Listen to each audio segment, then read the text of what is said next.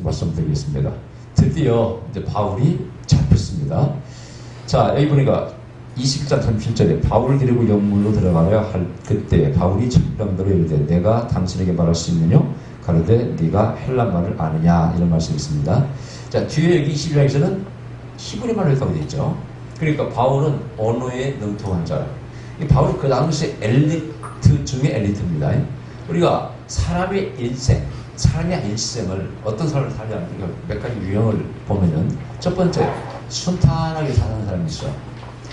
요즘 어쨌든 불어붙어가지고 순탄하게 사는 사람이 고생도 않고 어떤 사람은 시집장가도 잘 가서 가정도 별 어려움이 없고 순탄하게 사는 사람이 있어요. 나쁘다고 말할 수 없죠, 그죠? 모든 좋은 거 행복한 것이죠. 그 다음에 이제 이런 사람이 있어. 고생하면서 고생하면 나중에 그래도 낙을 좀 보는 고생한 좀 보람을 느끼는 그런 사람이 있고, 어떤 사람은 또 전부터 잘 나가다가 확 끌는 사람이 있고, 또 하나가 뭐냐, 급격한 인생의 터닝 포인트가 있어요.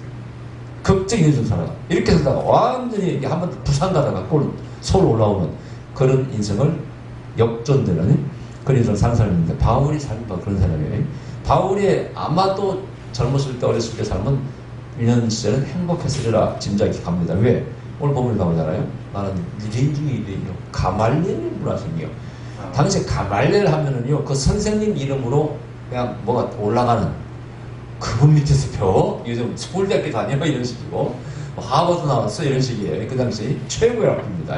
성경에 나오는 학교니까 어디 가보니까 최고의 학교예요. 그 밑에서 공부한 사람이니까 엘리트 중에 엘리트고 언어에 능통한 사람이라. 요즘도 몇 개국 언어 하면은 눈이 희번그리죠.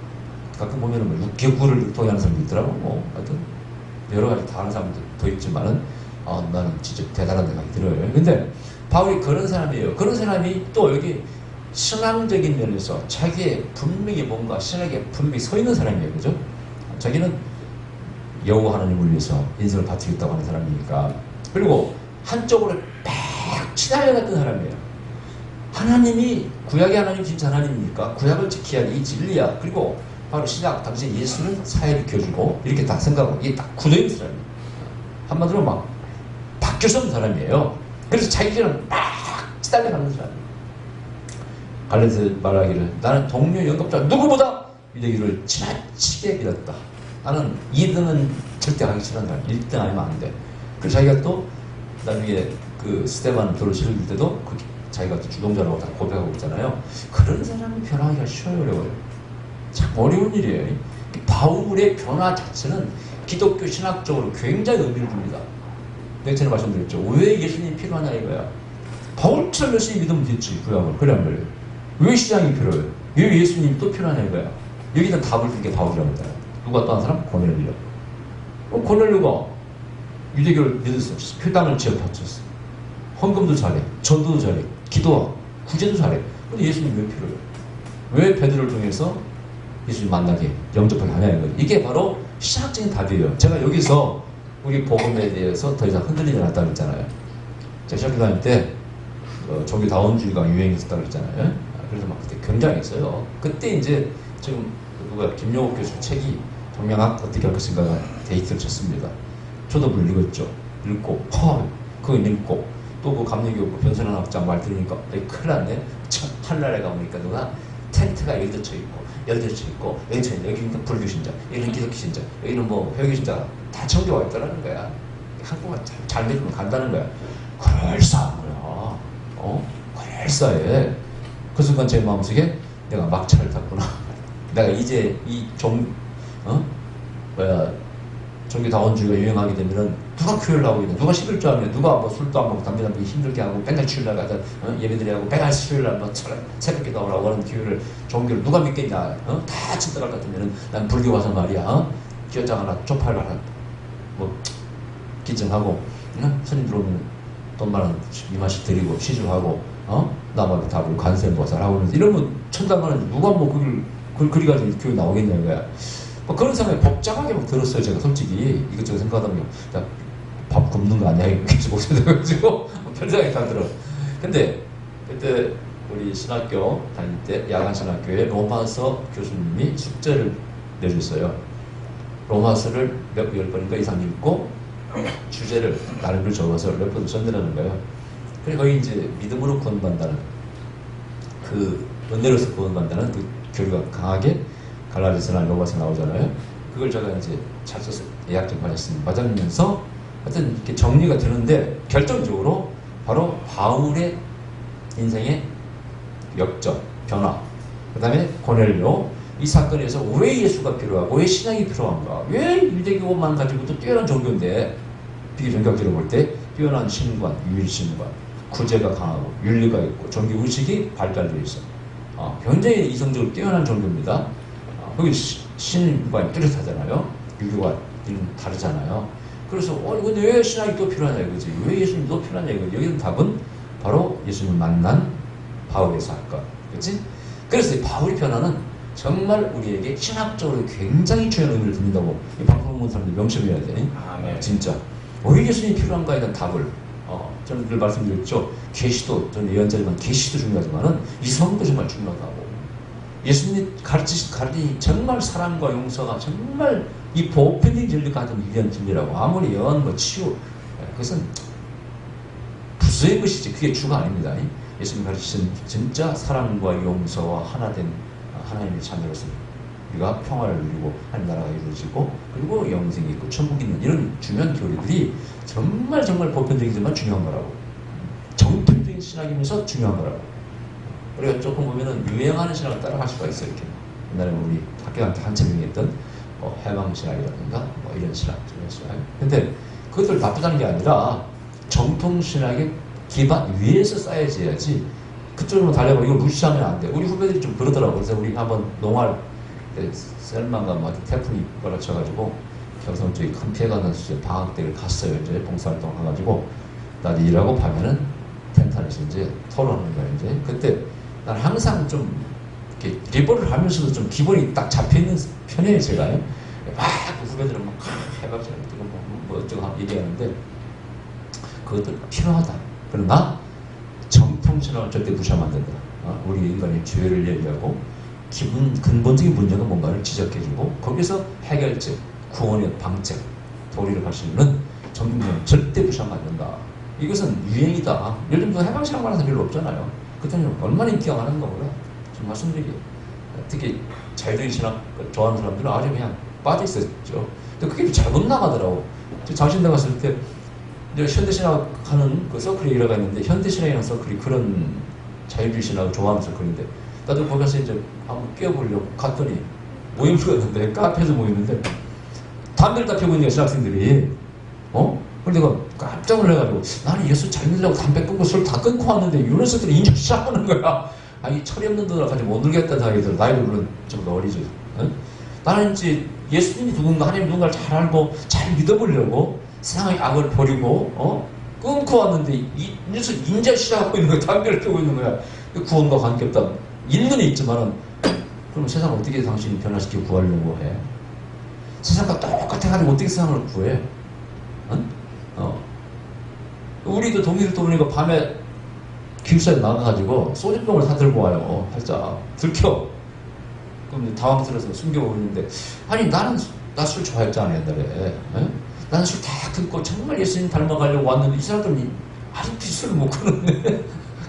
어떻게 저 사람들이 세상을 변화시킬 거야? 나하고 생각이 좀 달랐어요. 저는 감사한 것은 그때 신학교 장신대도 그때 데모가 막 하던 막 심할 때 아닙니까?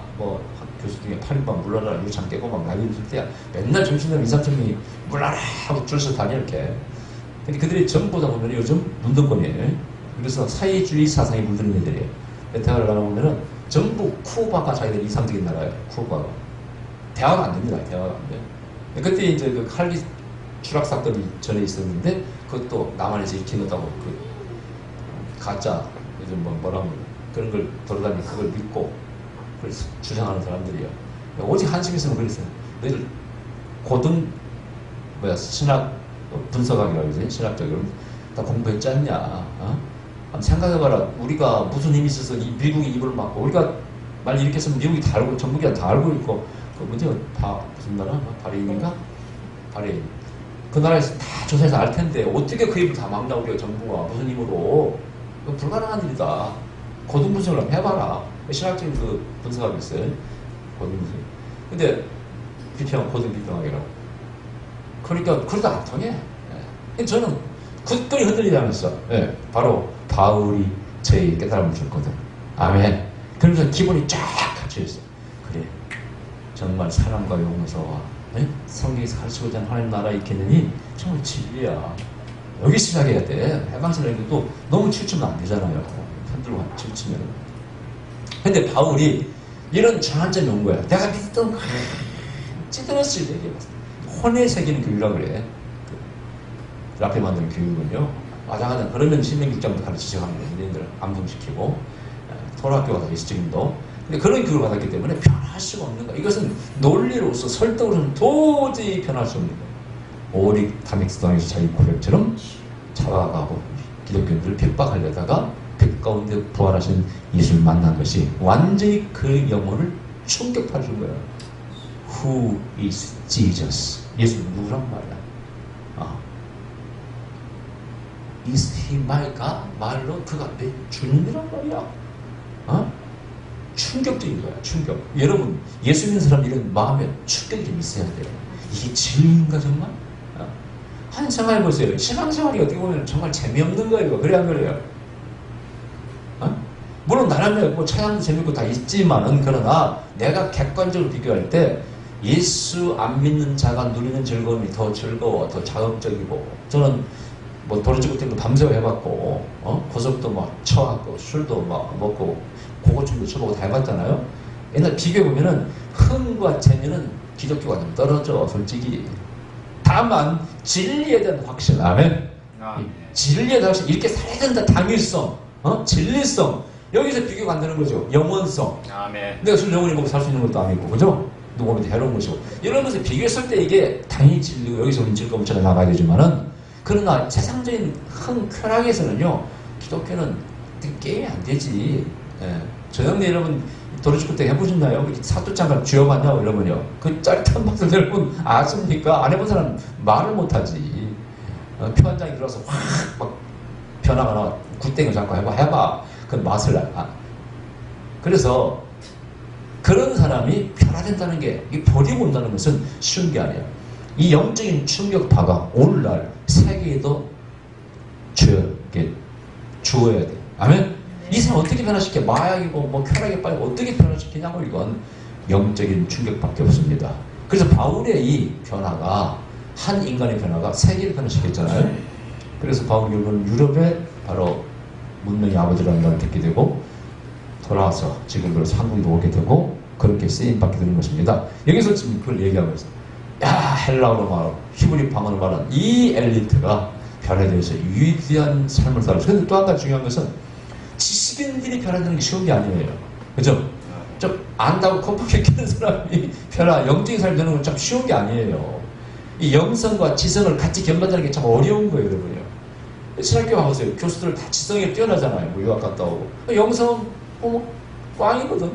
장신들도 뭐 한국 제일 뛰어난 신학적인 엘리트들 많이 모여있잖아요. 제일 좋은 신학교로 알려져 있으니까.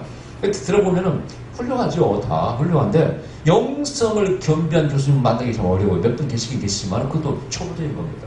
기독교에서 말하는 정말 이 계시가 뭔가 사회를 정말 변화시키고 막기등을 뛰어넘어 올라갈 때 새로서 열릴 때는 예언밖에 없고 예언자가 뚫고 나가는 거 예언에서 이런 걸 전혀 모르고 있더라고. 교수들이 개념을 가진 분이 한 번도 없어. 한 번도. 장신대. 그러다가 방언 체험해봤다, 영성의 주요소를 얘기하는데, 이렇게 예언이라는 게 어떻게 그동안 계시가, 성경 15장의 사도회에서 어떻게 이런 계시들이 하나님의 성령 역사가 기독교 방향을 틀어왔는가를 전혀 아는 교수님이 없어요.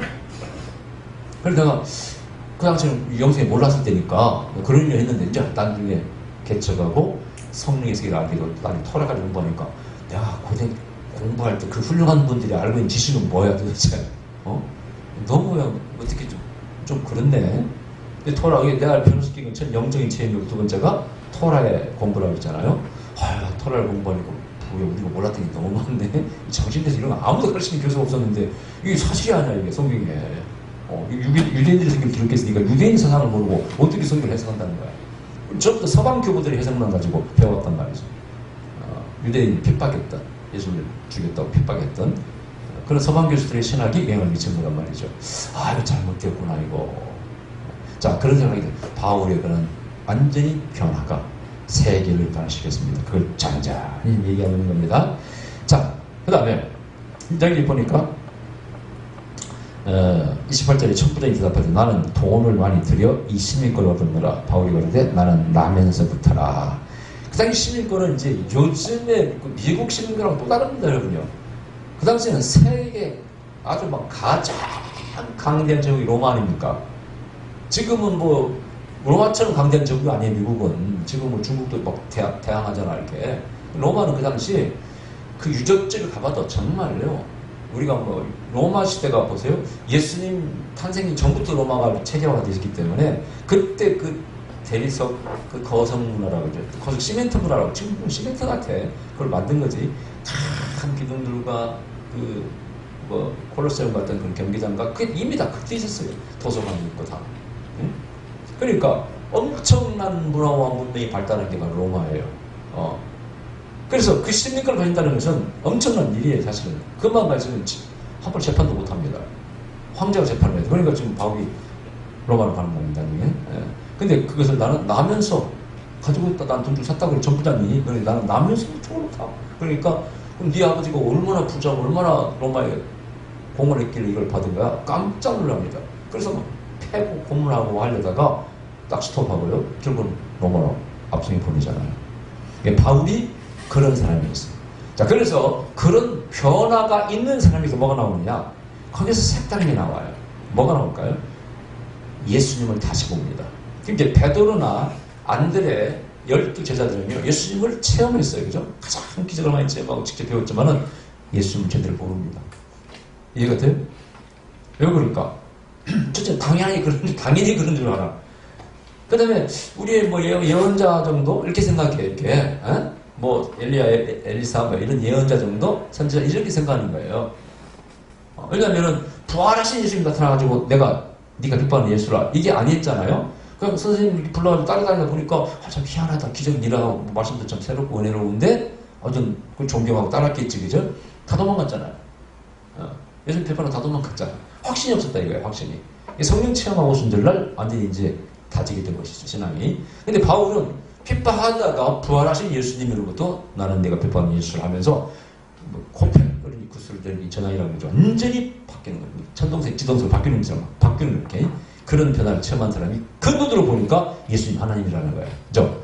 나는 내가 핍박하는 예수라 공중에서 들려오는 소리는 신의 소리인데 그것도 이적 빛 가운데. 그럼 이분은 사랑이 아니었단 말이지? 그러면서 결국은 바울의 신학이 만들어져요. 그런 하나님과 동등된 하나님의 아들이시다. 말씀이 휘어서 오신 하나님의 아들이시다. 근데 우리가 함께 하셔서 인간이 오셨어. 그게 빌립보서 2장 5절의 말씀이지. 그죠? 이런 신앙이 다 만들어지는 거예요. 자, 이런 변화가 있는 것이 쉬운 건 아니에요. 바울의 삶이 쉬운 삶이었습니까? 고문과 얼마나 40세 하나 가만매를 3번 맞고 하여튼 말로 할 수 없는, 행행할 수 없는 고난을 당했잖아요. 근데 그 고난을 당할 수 있는 어떤 원동 에너지가 어디서 나와? 체험입니다. 부활하신 예수님을 만난 체험에서. 그 다음에 기술적으로 그 사람은 바울은 열심히 한 사람이야. 질러시고 질주도 바울이야. 열심히 한 사람이에요. 그 사람을 콱 영적으로 변화시켜 놓으니까 위대한 선교사가 되었어. 또 하나님의 결정적인 일 하잖아요. 너는 이방인한 그릇이라고. 그래서 변화가 된 거예요. 이런 팀이 있을지어다. 근데 쉽지는 않다. 아멘. 다만 우리가 살면서 정말 옳은 것을 옳게 깨닫고 진리 깨닫고 변화되는 삶을 한 번쯤 살아야 돼. 희열이 있습니다. 내가 살았구나. 이렇게 살아야 돼. 저번에 우리 교원 장로님도 예언 싫어해요. 예? 근데 막 살이 5kg 빠지지, 막 더불면 설사하지, 내가 암 걸린 거 아닌가, 이제 막 그러니까 부인 권사님 따라오신 거야. 그럼 내가 아는 예언하는 목사님 가보자니까 따라오신 거 아닙니까? 그래가지고 이제 집단 내일은 집단 받는 거 이제 오늘 뭔가 알고 싶은 거야. 내가 진짜 암인지 뭔지 내가 예언했잖아요. 장로님 절대 죽을 병 아니랍니다. 치료하시는 병이 복잡한 것이라고. 내가 볼 때는 이렇게 유량과 내가 약해져서 그런 것 같다고 써봐가지고 그 다음날 갔더니 진짜 병이 없고 정확히 맞아 스트레스 받는 거야. 그래가지고 나한테 목요일날 또 권사님이 감사금 장로님 보내서 가져왔잖아요. 그분 입장에서 엄청난 거야, 그죠? 우리는 나는 뭐 늘 이해하지만 그분 입장에서 내가 지금 암 걸렸다고 갑자기 상이 5kg 빠져보고 해보세요. 설사해보세요. 그래서 안 들겠냐고. 여기서도 저기 내 시경에 넣어보기 전에 모르잖아. 또 예언자가 절대 죽을 병 아닙니다. 걱정 마시라고. 엊그제 목요일날도 오늘 장로님이 이제 오신 그 어떤 사모님이 사귀하는 장로님이 늘 건강해. 건강 나단 건강하다고 갑자기 피가 뭐가 나온다고 그랬지? 피가 나온다고 그랬나? 해서 병원에 갔더니 육종암이래. 이런 건강한 사람 조심하셔야 됩니다. 제 영 가운데서 건강한 사람들에게 내가 빨리 진단받아야 해가지고 암도 걸리는데 혹 9개 되고 별 사람이 됐었잖아요. 근데 간혹 육종암이래. 난리가 났어. 근데 제가 그 사모님 이름을 내서 예언해 드리잖아요. 이분은 살 소망이 있다고. 근데 정말 많이 좋아졌대. 지금 나았다고 말할 수는 없죠. 암인데, 그죠? 그러나 많이 좋아져가지고 소망을 갖게 됐다고. 지금 안 좋았는데 예언의 위력이 영적인 충격입니다. 아멘. 그래서 바울은 그를 통해서 변화되어서 그 인생을 완전히 하나님께 헌신한 사람이에요. 아멘. 그래서 오늘날 한국교회나 세계교회가 다시 영적인 충격과 오순절의 체험이, 그 능력 체험이, 성령 강림이 있어야 됩니다. 아멘. 자, 그럴 때 세상을 변화시킬 수 있습니다. 아멘. 바울은 위대합니다. 할렐루야. 기도드립시다. 그러신 우리 아버지 감사드립니다.